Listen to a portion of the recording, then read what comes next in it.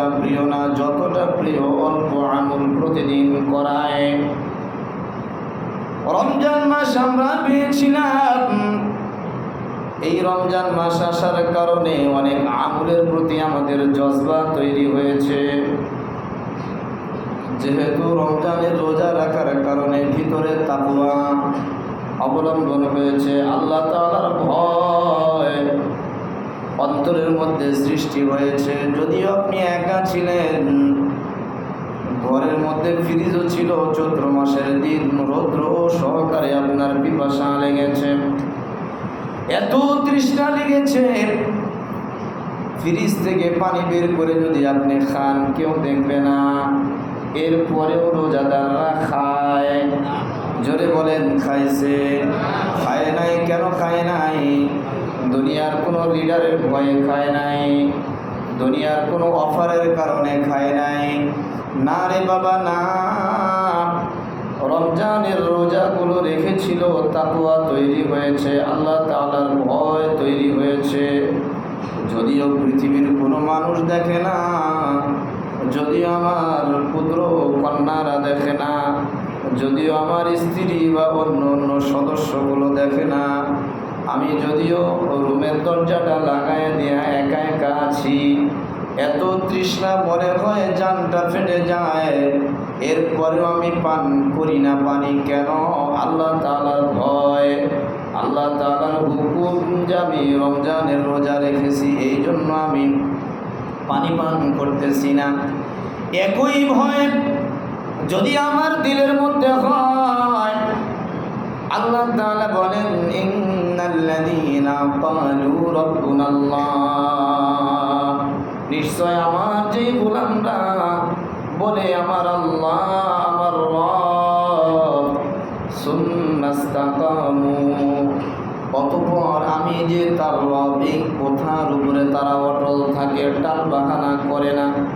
কচু পাতার পানির মতো এই দিক সেই দিকে বাতাস আসলেই পড়ে যায় না, নড়াচড়া করলেই পড়ে যায় না, বরং তার দিলের মধ্যে যদি আমি রব হিসাবে এই স্বীকৃতিটা সর্ব অবস্থায় থাকে, আল্লাহ তাআলা বলেন ফালা খাউফুন আলাইহিম, ও গোলাম আমার, বান্দা আমার, যদি তোমার দিলের মধ্যে আমাকে সর্বদাই বিরাজ রাখতে পারো, আমি আল্লাহ রাব্বুল আলামিন কথা দিলাম তুমি বান্দার জন্য কোনো ভয় না।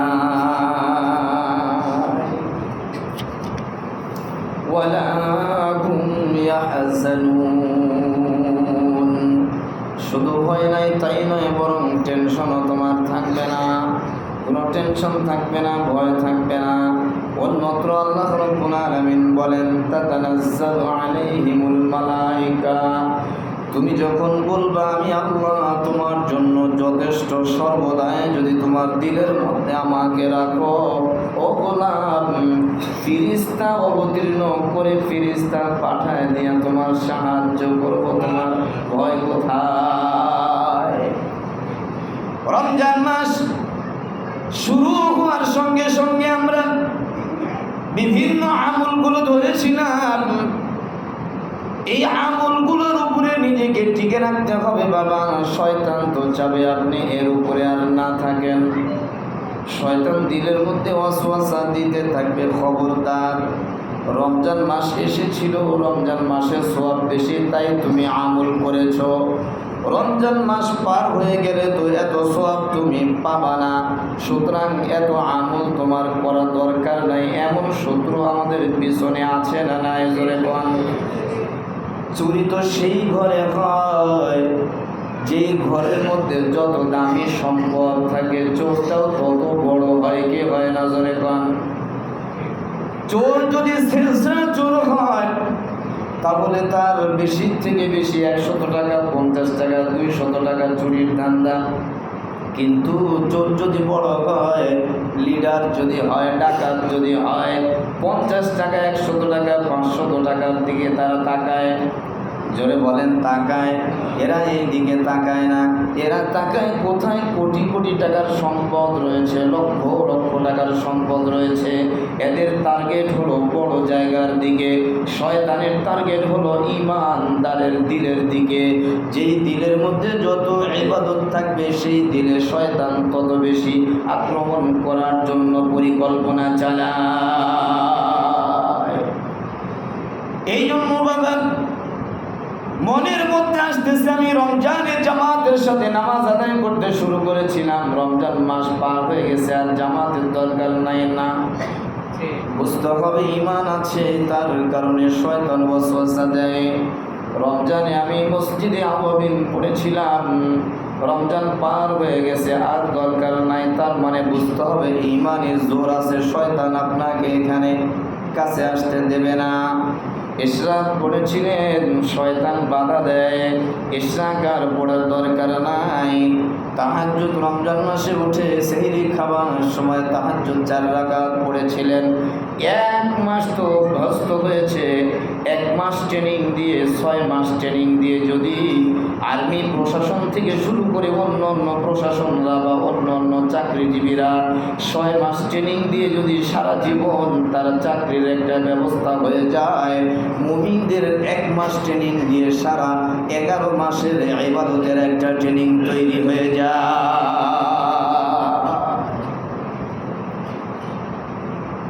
6 মাস ট্রেনিং দিয়েও যদি আপনি কিছু না পারেন, সরকার আপনাকে অপদার্থ মনে করে গাল ধাক্কা দিয়ে বের করে দিবে, আপনাকে কোনো মাসিকভাবে স্যালারি দেবে। জোরে বলেন। 1 মাস ট্রেনিং দেওয়ার পরে যদি আপনি আমলে না থাকেন, বুঝতে হবে এই ট্রেনিং আপনার কাজে আসছে। জোরে বলেন, কাজে আসছে। ট্রেনিং অনুযায়ী যদি আপনি জীবনকে পরিচালনা না করেন, তাহলে এই জীবনের দাম নাই।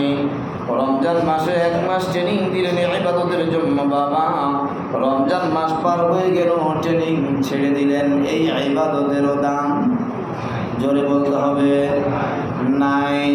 এই জন্য মুফাসসিরিন ইকরামগণ বলেন, আল্লাহর নবী বলেছেন ঈমানের উপরে আমলের উপরে টিকে থাকার জন্য হাদিসের মধ্যে 3টি জিনিসের কথা বলা হয়েছে। মুফাসসিরিন ইকরামগণ আর একটা জিনিস তার সঙ্গে যোগ করেছেন। যদিও যেটা যোগ করেছেন বলতে পারেন হুজুর তাহলে আমরা হাদিসের বাহিরে যাব না, যেটা যোগ করা হয়েছে সেটাও কিন্তু হাদিসের বাহিরে না, বরং একটা হাদিসের মধ্যে 3টি বিষয় তুলে ধরা হয়েছে। আর ভিন্ন বিষয়ে যেটা মুফাসসিরিন ইকরামগণ নিয়ে আসছেন এটা অন্য হাদিসের মধ্যে আসছে। শুধু হাদিসে নয়, বরং কুরআনুল কারীমের মধ্যেও আসছে। আল্লাহর নবী বলেন, যাকাতুল ঈমান মান রাদিয়া বিল্লাহি রাব্বা। ও আমার উম্মতরা, যদি ঈমানের স্বাদ পেতে চাও, যদি ঈমানের স্বাদ পেতে চাও, ইতমিনান পেতে চাও, তাহলে তুমি ঈমানের স্বাদ পাওয়ার জন্য রবকে রব হিসাবে মেনে নাও। একজন বান্দা যদি রবকে রব হিসাবে মেনে নেন, তিনি আমার রব, তিনি আমার পালনকর্তা, তিনি আমার রিজিক দাতা, তিনি আমার সব কিছুর যোগান দাতা, যত উপকরণ হয় সব কিছু তিনার পক্ষ থেকে হয়।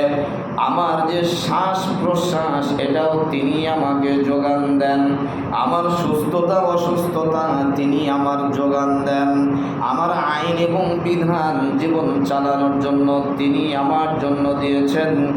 এমনভাবে যা কিছু হয়, দিন হয় তিনার হুকুমে, রাত হয় তিনার হুকুমে।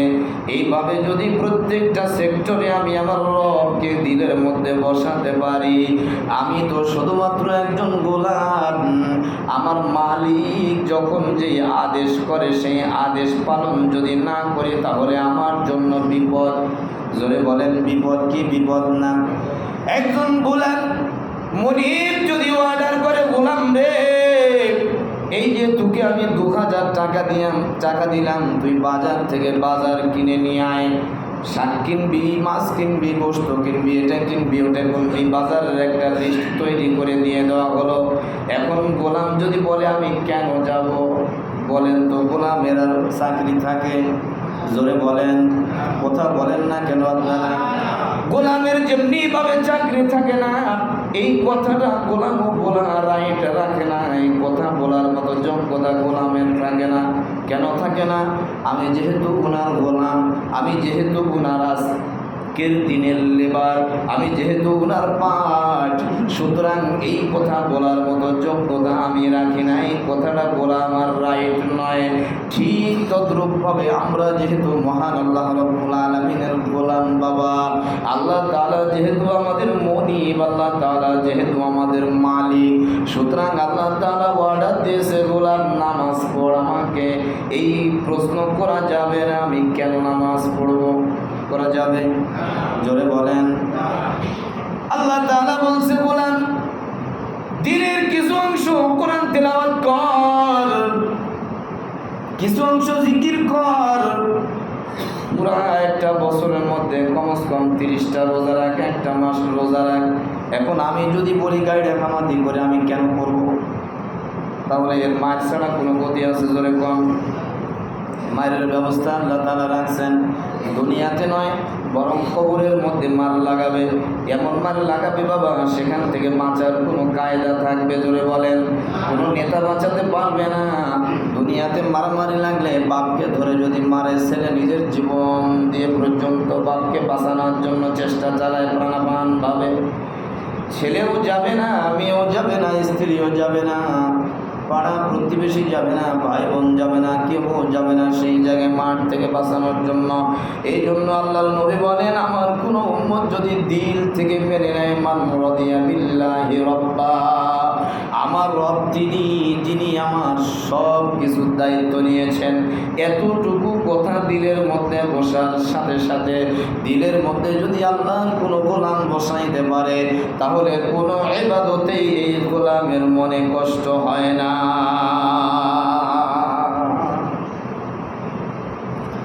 দ্বিতীয় নম্বরে আল্লাহর নবী বলেন ওয়াবিল ইসলামি দীনা, আমি যে ইসলাম ধর্ম পেয়েছি, এমন একটা ধর্মের মধ্যে আমি দীক্ষিত হতে পেরেছি, বাপ দাদার আমল থেকে আমি এই ধর্মটা আমি পেয়েছি, আলহামদুলিল্লাহ বোনাস হিসাবে পেয়েছি। এমন ধর্ম আমি পেয়েছি যে ধর্মটা আল্লাহ তাআলার নিকটে পছন্দ, অন্য কোনো ধর্ম আল্লাহ তাআলার নিকটে পছন্দ নয়। এমন একটা ধর্ম পেয়েছি, এই ধর্মটা মহান আল্লাহ রাব্বুল আলামিনের কাছে প্রিয়, অন্য কোনো ধর্ম আল্লাহর কাছে প্রিয় না। এমন একটা ধর্ম পেয়েছি যেই ধর্মটা একেবারে নির্ভুল, যেই ধর্মটা একেবারে নিখুঁত, যেই ধর্মটা একেবারেই সঠিক, যেই ধর্মের মধ্যে সবচাইতে বড় একজন মানুষের আদর্শ লুকায়িত আছে, এমন কথা যদি মুসলমানরা মনের মধ্যে জায়গা করে দিতে পারে, বাপজিরা আমার বলেন তো ইসলামের উপরে চলা তার জন্য সহজ হবে না কঠিন হবে? আর যদি মনে করে না ইহুদি খ্রিস্টান নাসারা যেভাবে চলে আমি কেন সেইভাবে চলতে পারবো না, তাহলে কেন উত্তর দিতে গেলে আপনাকে লাঠি ছাড়া কোনো উপায় আছে? জোরে বলেন।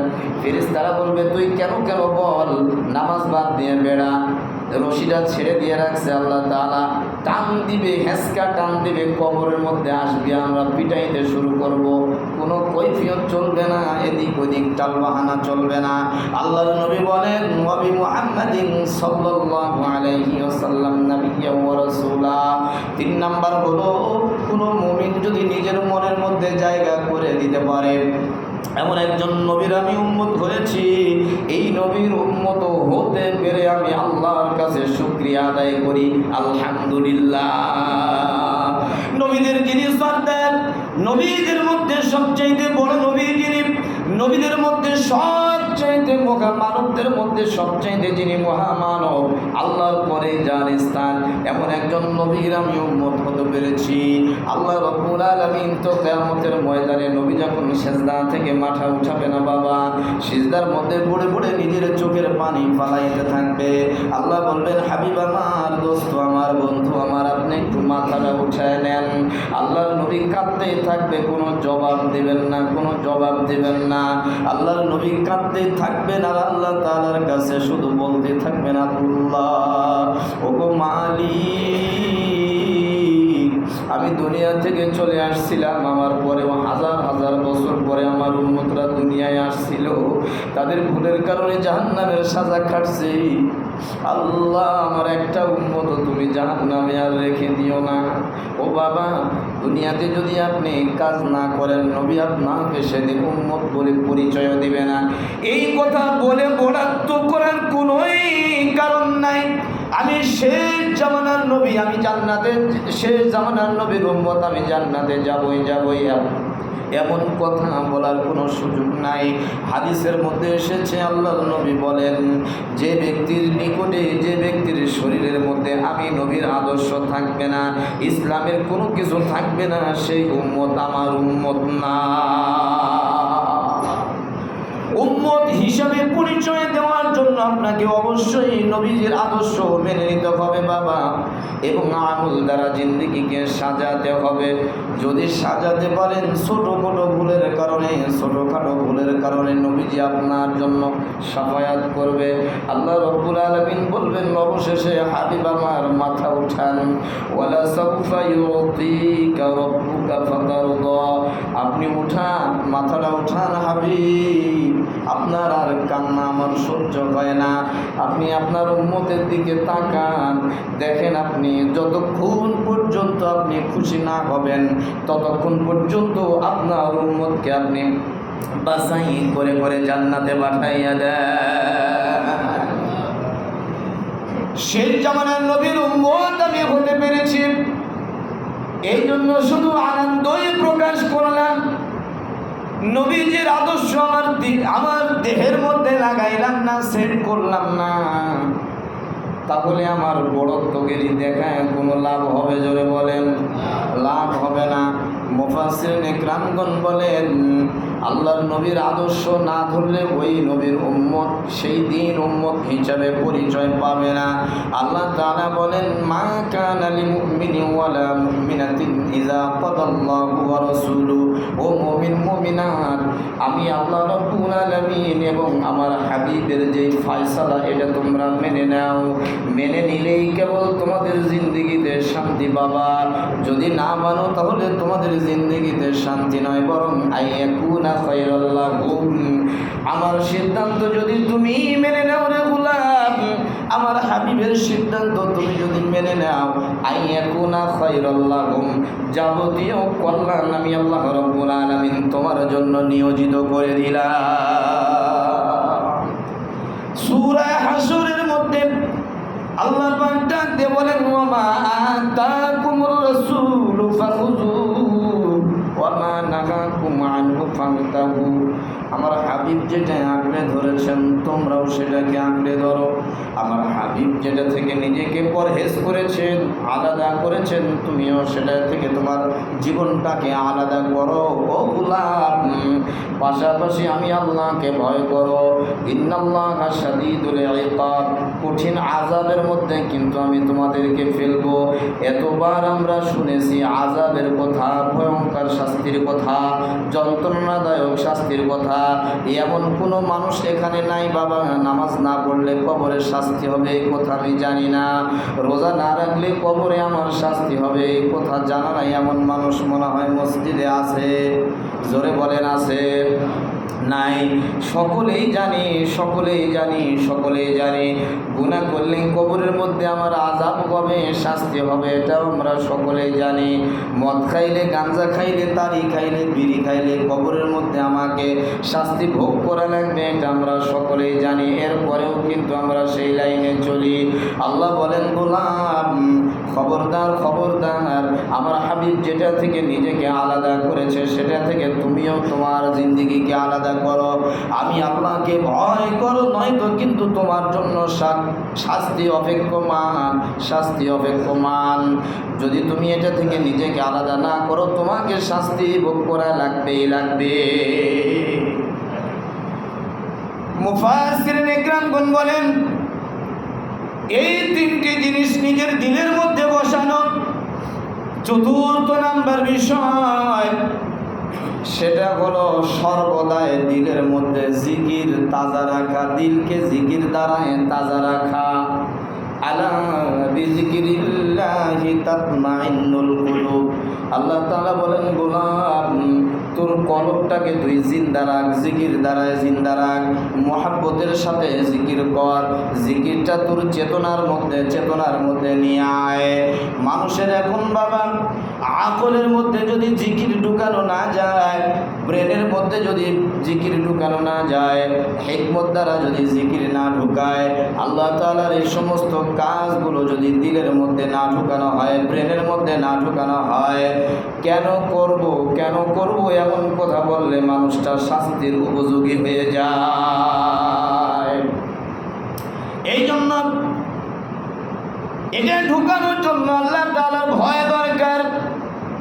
আল্লাহ বলেন, ওয়াম্মা মান খাফা মাকামা রাব্বিহি ওয়া নাহান নাফসা আনিল হাওয়া, নিজের প্রবৃত্তিকে যে কন্ট্রোল করতে পারলো, আর যে ব্যক্তি আমি আল্লাহ রাব্বুল আলামিনকে ভয় করে চলতে পারলো, ফাইনাল জান্নাতা হিয়াল মাওয়া, দুইটি কাজ করার কারণে আমি জান্নাতুল মাওয়ার মালিক তাকে আমি বানায় দিব। না বুঝলে বলেন সুবহানাল্লাহ।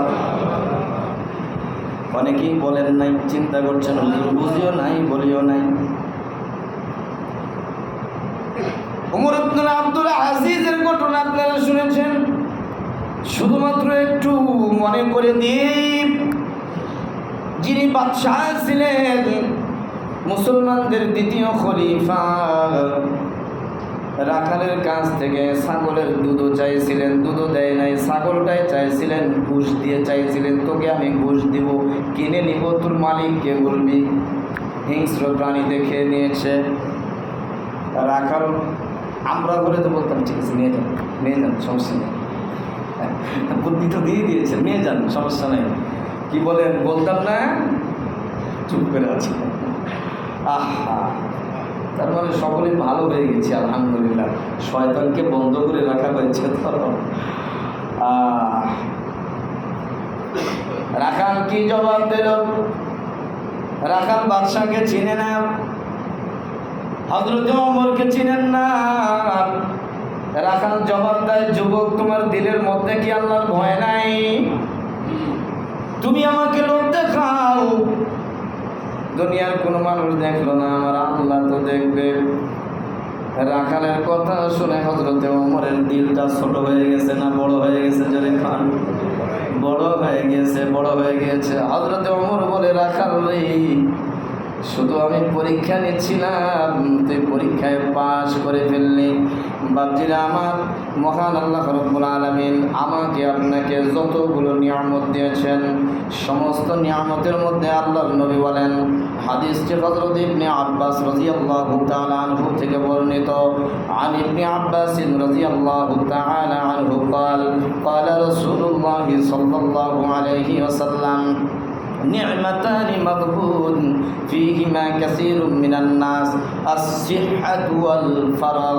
আল্লাহ রাব্বুল আলামিন মানুষদেরকে যতগুলো নিয়ামত দিয়েছেন, এই নিয়ামতের মধ্যে অধিকাংশ মানুষ দুইটা নিয়ামতকে একেবারেই গুরুত্ব দেয় না। গুরুত্ব না দেওয়ার কারণে এই মানুষগুলো জাহান্নামী হয়ে যায়। এক নাম্বার হলো আসিহাতু, দ্বিতীয় নাম্বার হলো আল ফারাগ, অর্থাৎ সুস্থতা আছি। এবং দ্বিতীয় নাম্বার নিয়ামত হলো অবসর সময়।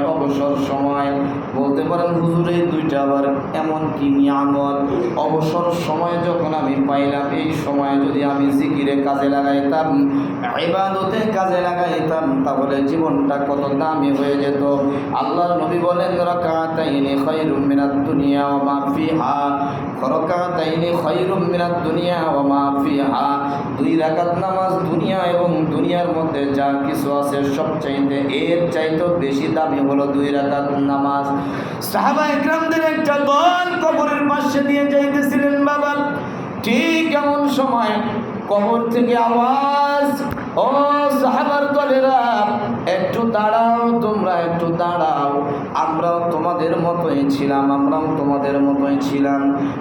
তোমাদের মতো খানা খাইতাম, তোমাদের মতো স্ত্রী পরিবার আমাদেরও ছিল, আমাদেরও বাল বাচ্চা ছিল, আমাদেরও সংসার ছিল, আমরাও নেতা ছিলাম, অঢেল সম্পদের মালিক আমরা ছিলাম। ও ও সাহাবারা, তোমরা একটু শুনে রাখো, শুনে যাও। এখন আমাদের সঙ্গে কিছুই আসে নাই, সন্তান থেকে শুরু করে সম্পদ কিছু আমাদের সঙ্গে আসে নাই, শুধু আসছে আমাদের সঙ্গে নেক আমল। সুতরাং তোমরা সময় নষ্ট করো না। রাকাতাইনি খায়রুম মিনাদ দুনিয়া ওয়া মা ফিহা, 2 রাকাত নামাজ আদায় করো। 2 রাকাত নামাজ আদায় করে সূরা ফাতিহা পড়ে, সূরা ইখলাস 3 বার পড়ে আমাদের জন্য একটু সওয়াবটা ভিক্ষা দাও। আমরা কবর থেকে এটা ভিক্ষা চাই। সময় পাইলে মাঝে মাঝে গল্প শুরু করে দিলাম, সময় পাইলে আমি গীবতের মধ্যে লেগে গেলাম, সময় পাইলে আমি সিনেমার নাটক দেখার জন্য সময় কাটাইতে শুরু করে দিলাম। সুস্থতা রইলাম আর এর মধ্যে আমার নামাজের কথাও আসলো না, অন্য অন্য ইবাদতের কথাও আসলো না। বাবা, এগুলো যদি হয়, জীবনটা যদি আমল দ্বারা সাজানো না হয়, কবরের মধ্যে গিয়ে আমার জন্য ভালো হবে না খারাপ হবে? জোরে কোন। যে আমলটা আমি ধরতে পেরেছি, করতে পেরেছি, এই আমলটা রমজান মাস চলে গেলে ছেড়ে দিব না ধরে রাখবো? জোরে বলেন, ছাড়তে হবে না ধরতে হবে? আল্লাহ তাআলা আমাদের সকলকেই কবুল করেন। আরও অনেক কথা ছিল, যেহেতু সময় না।